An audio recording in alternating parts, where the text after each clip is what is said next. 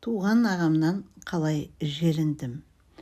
Шешем екеуміз жұмыстан шаршап, шалдығып, сүрініп қабынып жеткенімізде бір бұрышта ол күжірейіп, өңі бұзылып отырады. Біз үнсіз шай қамына кірісеміз. Бір уақытта әдеттегі құйқай басталады. Ол ең бірінші миымызды қажайды. Біз үндемейміз. Бұл тәсілі жүрмеген соң ол екінші шабуылға көшеді. Шақ-шақ еткен дауысы жаман, миды тесіп өтеді.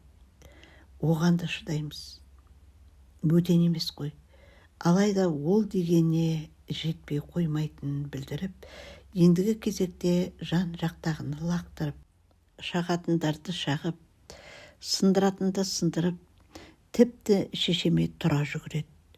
Мұндайда менің төзімім түгесіледі. Бар күшіммен сілтеген жұдырығым оны сұлатып түсіреді. Сол кезде бебеулей арамызға түскен анам таңнан кешке дейін тапқан таянғанын оның бетіне шашып жібереді. Өйткені бәріне шыдаған ана байғұс жүрегі туғандардың жан жалдасуына еш төзбейді. Шешемнің осынысы ғана мені үнемі ұстап тұрып қалады. Әйтпесе шыны керек, кейде ағамды өлтіріп тастағым келеді. 10 жылға жуықтап қалды. Ағам, шешем екеумізге күн көрсетпейді. Дүниеде не жаман болса, соның барлығын ол өзіне жамап алған. Анаша шегеді. Онысы болмаса бас ауырғанын ішкілікпен басады. Қолынан істің барлығы келеді. Бірақ көбіне тапқан ақшасын автоматқа салады. Алдында базарда бір нүктесі болған. 2 жыл барысында жап-жақсы көтеріліп келе жатыр еді. Бір күні барлығын казиноға лақтырып келді. Шіреніп жүрген жүрсін көрсеңіз, мынау бір бай манап па деп қаласыз. Ол өзін солай сезінгенді жақсы көретін болуы керек. Бірақ өзі елтетін жалған сиқырлы әлем оны шынайысында адамдығынан әлде қашан айырып тынған. Бүгіндері казино деген әдірем қалған. Ондай жерге қалтасы тақыл-тұқыл адамды жолатушы ма еді. Одан кейін ол автоматқа көшті. Үйдегі барды сол автоматқа тігіп берді. Шешем екеуміз дүние жинауды қойғалы қашан. Қазір тұрақты жұмысы болмаған соң, ол кім көрінгеннің жұмысын істеп жүр. Шешем біреулер ағаңды құлық сатып жұмысқа жегіп қойды деп бебеулейді. Тегін саусағын да қимылдатпайтын ағамның сырын білем ғой. Олар не арағын, не анашасын сатып алып беретінін ішім сезеді. Бірақ ана көңіліне қаяу түсіргім келмейді, үндемеймін. Бірақ әбден тіңкелеп, миын кептіретіндер әлін алып қойғанда оны ешкімде керек қылмай қалады. Ондайда аяғын созып күн ұзаққа үйде жатады. Шешем де ол бір алыс сапардан келгендей деуден қағып, жылы жұмсақты алдына тосады. Есін жинап, бойына әл бітті-ау дегенде бәрі қайтадан басталады. Ақша сұрайды. Менен де шешемнен де әңгір таяқ ойнатып жүріп, онысын алады. Кеткен соң шешем қу шешек неге өліп қалмайды екен деп налия бастайды. Әрине, онысы бергісі ғана.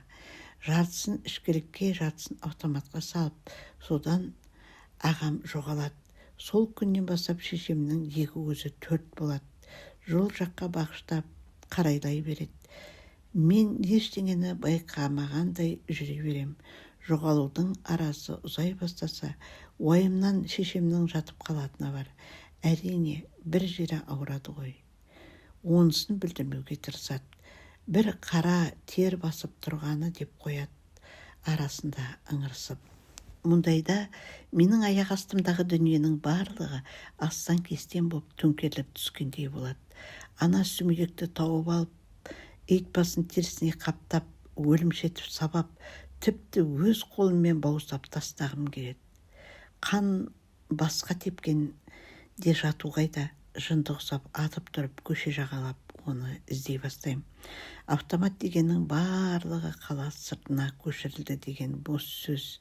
Барахолкаға барам, Абылай хан бойын жағалаймын, жүре берем, әйтеуір тауып алам. Бір қолында сара, бір қолының саусақтары кәдуілгі клавишаға бейімделгендей, алдындағы тетікшелерді майысып, сартылдатып басады. Осылайша тілі салаң-салаң етіп, ыржалақтап, еліріп автоматта отырады. Ал мына жақта шешем екеуміздің оны іздеп, қиналып жүргенімізден 1 грамм шаруасы жоқ. Оған да бой үйреніп қалған. Енді бұл сілімтікті алдап-сулап үйге жеткізу керек. Мына арадан қолында тиын-тебені бар да, ол өліп кетсе де шықпасы белгілі. Сөйлеп шықсаң, бір нәрсе қып сытылып бәрібір кетіп қалады. Үйге апарып қол-аяғын байлап матасам, шешем оны аяп босатып жібереді. Тығырыққа тірелу, дәрменсіздік дегеннен мен үшін ең жаманы жоқ. Ондайда оны өлтірмек түгелі өзімнің өліп кеткім келеді. Амал жоқ, тыста күтуге тура келеді. Бір уақытта барынан жұрдай боп, ол теңселіп, қараңғыдан шығады. Көлігіме отырғызып алам. Артта бәрін қырып, шіреніп, боқтап келеді. Айнадан тоз-тоз шыққан түр сықпытына қарап, мен оны аяп кетем. Әкеден ерте қалдық. Артында қалған ұрпақтан екеуміз ғана. Еріксіз көзімнен жас аға береді. Жігіт емеспін бе? Оныма қатты намыстанам. Бет аузымды жеңіммен айғыздай сүрте беремін. Бірақ босап кеткен іштегі бір нәзік сезім жастың тоқтауына бой бермейді. Маскүнем, нашақор ағамның ызасы шындап-ақ жаныма батып жүр. Ғаламторды шарлап жауап іздеймін. Ішкілікті қойдырсам, бұл иттің кесірткісі бар. Ал анашаны қойдырады дегенді көргенім жоқ. Автомат пен казинодан тіптен ем көрінбейді. Талай рет сөйлесіп, сырласқам да онымен. Барлығы бекер. Иә, емделемін, барлығы жақсы болады. Мен сені түсінемін, уайымдама деп тұрып. Кете барады кешше. Жасынан бұрын қартайып, науқастанып жүрген шешемді көрсем, оған кешірім жоқ. Оны шынымен де өлтіріп тастағым келеді. Бірі де теле арнадан орыс әйелдің өзінің нашақор баласын өлтіруге жалдамалыны жұмсағанын естіп едім. Мен оған таң қалмадым.